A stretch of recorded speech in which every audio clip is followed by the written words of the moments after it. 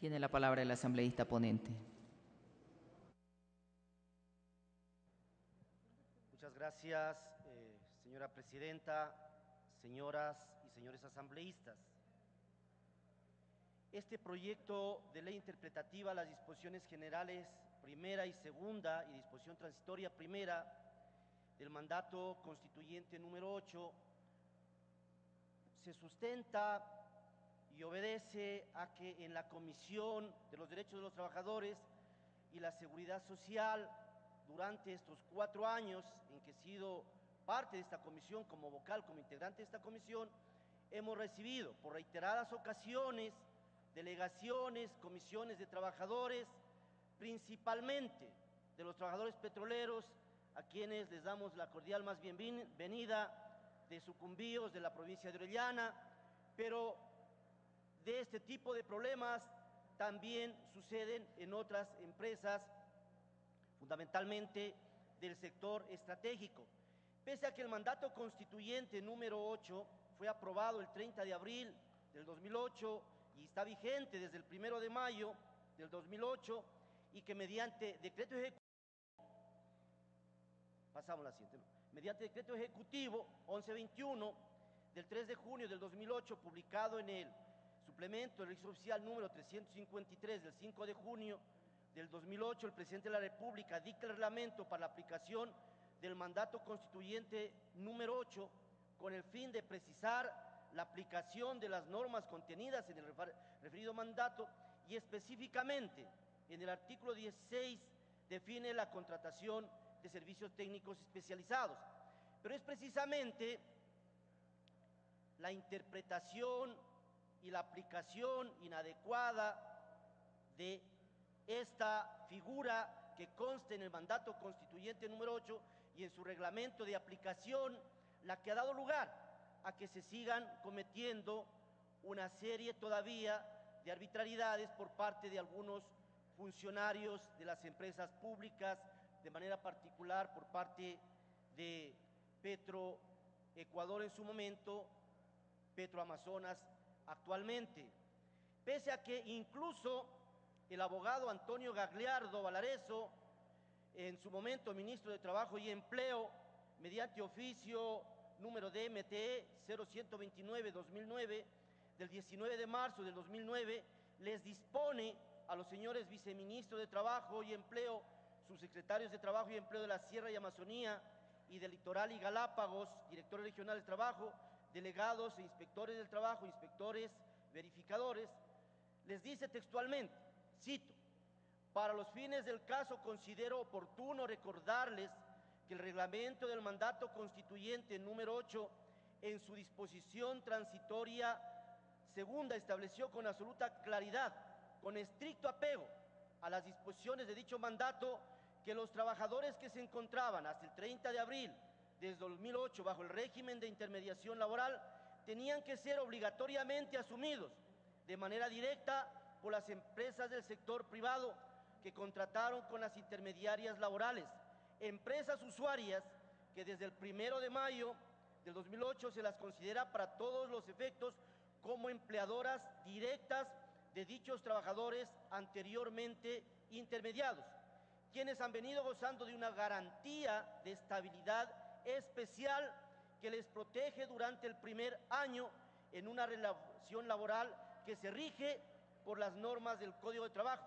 en particular lo que dispone el artículo 171 de dicho cuerpo legal, que en su parte medular ordena que cuando por cualquier modalidad la responsabilidad patronal sea asumida por otro empleador, el mismo estará obligado a cumplir con los contratos de trabajo del antecesor, lo que implica la continuidad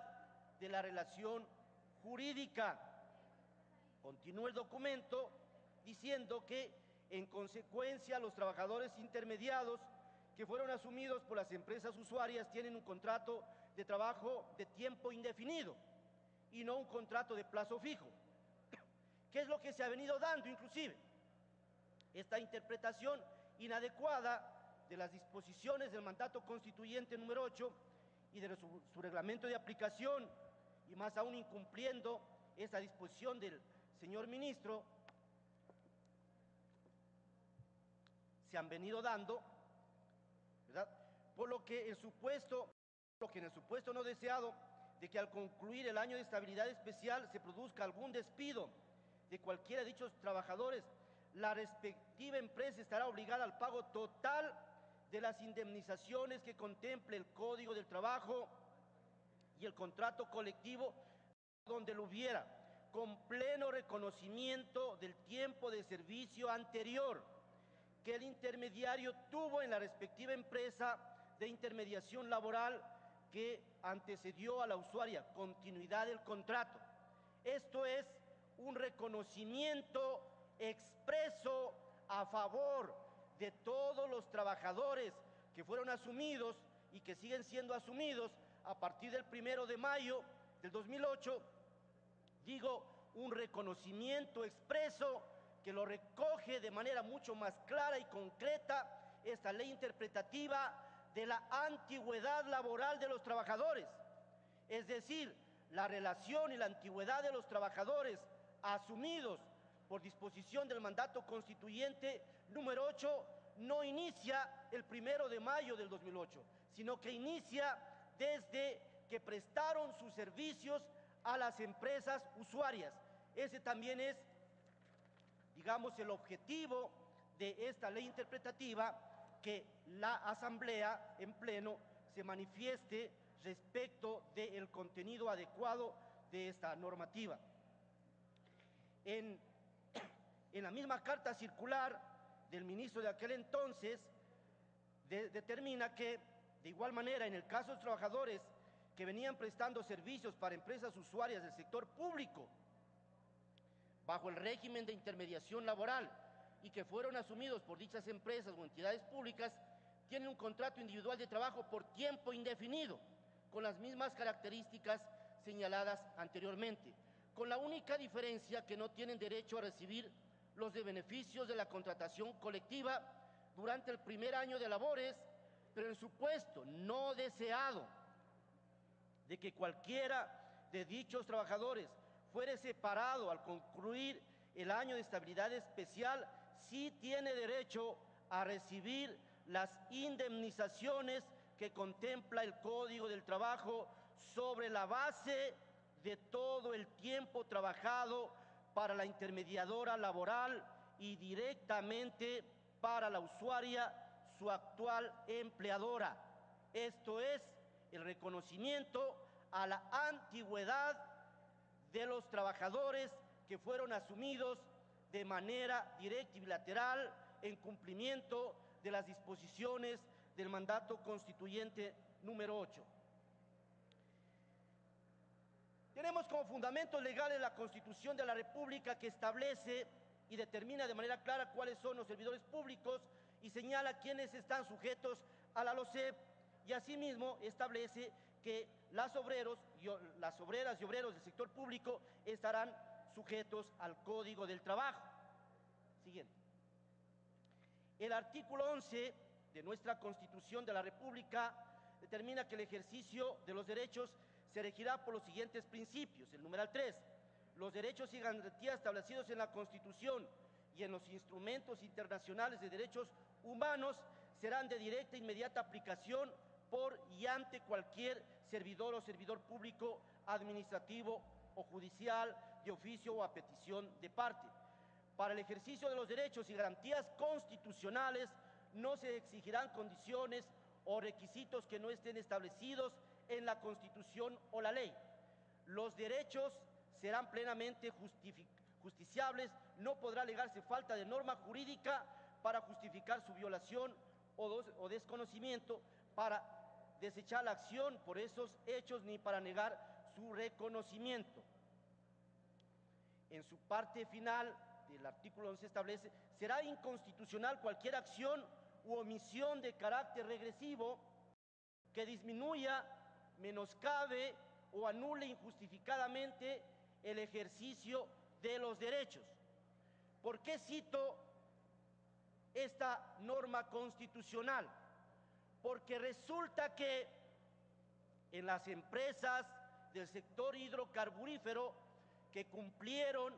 con la disposición del mandato constituyente número 8 y su reglamento de aplicación, que incluso fue necesario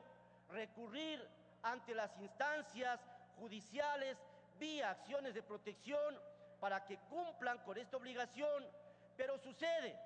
que una vez que les incorporaron de manera directa y bilateral durante el primer año de contratación directa, les disminuyeron sus remuneraciones respecto de lo que pagaban las intermediadoras laborales,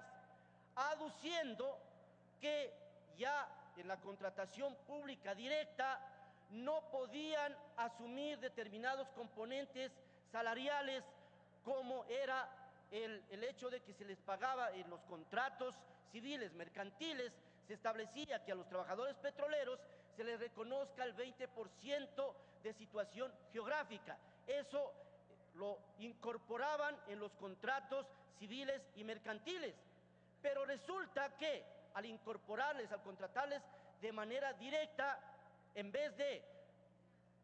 digamos, proceder conforme se lo ha hecho en el pasado, con otras normas que se han puesto en vigencia en lo posterior, en vez de incorporar todos los componentes, en vez de unificar todos los componentes que venían percibiendo cuando eran trabajadores intermediarios, dijeron: no, aquí no les podemos pagar este beneficio. Pero si estas empresas usuarias, en este caso las empresas del sector estratégico, lo venían haciendo a través de las intermediadoras, e inclusive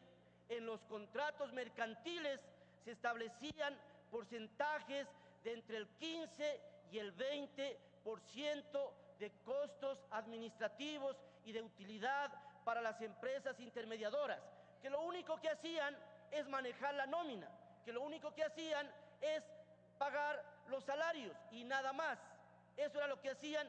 y luego de la relación directa a la empresa pública se le ahorró,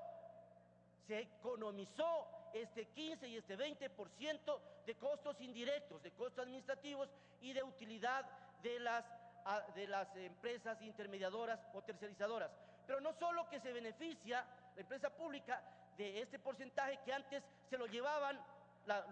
los dueños de las intermediadoras, sino que han pretendido beneficiarse perjudicando a los trabajadores. Hay casos en que cuando eran los trabajadores intermediados percibían, por citar un ejemplo, percibían $800. Cuando les contrataron de manera directa y durante un año les pagaron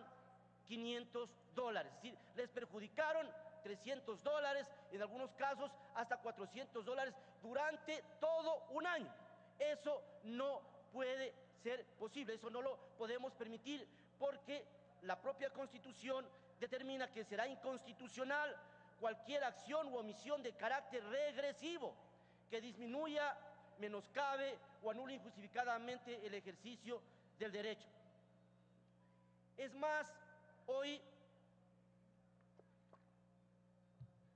no solo protege la contratación directa y bilateral, Tiene un minuto, asambleísta. el mandato constituyente número 8, sino también la propia Constitución, el artículo 327. El artículo 327, que prohíbe toda forma de precarización como la intermediación laboral y la tercerización. Por eso, fundamentado en el numeral 6 del artículo 100 de la Constitución de la República y en el 69 y siguientes de la Ley Orgánica de la Función Legislativa, que nos faculta para interpretar con el carácter generalmente obligatorio las normas que de pronto tengan alguna confusión o que en su aplicación quienes están llamados a aplicar adecuada y correctamente, se ha presentado esta propuesta de ley interpretativa y que espero que tenga las observaciones, que se la mejore en cuanto a su contenido, en cuanto a su propuesta, y que ojalá en el segundo debate contemos con los votos necesarios para radicalizar la revolución laboral que la iniciamos desde la Asamblea Constituyente de Montecristi, que la iniciamos con la vigencia del mandato constituyente número 8, pero que sin embargo de la vigencia de estos cuerpos legales es fundamental estas normas interpretativas para que tengan plena vigencia, para que tengan una adecuada aplicación, para que se respeten los derechos de los trabajadores, porque les comento, hasta hace pocos días recién acaban de incorporar a otro grupo de trabajadores. Estamos a 5 años del vigente, el mandato constituyente número 8, pero recién, hace pocos días, no más de 15 días, recién incorporan a otro grupo de trabajadores porque determinados niveles de funcionarios públicos hacen una interpretación inadecuada de la norma constituyente y eso ha permitido que se violenten los derechos legítimos de los trabajadores. Por eso solicito que las observaciones que aquí se emitan sean encaminadas a que este proyecto de ley logre la aprobación en el segundo debate. Muchísimas gracias, señora presidenta, compañeras y compañeros.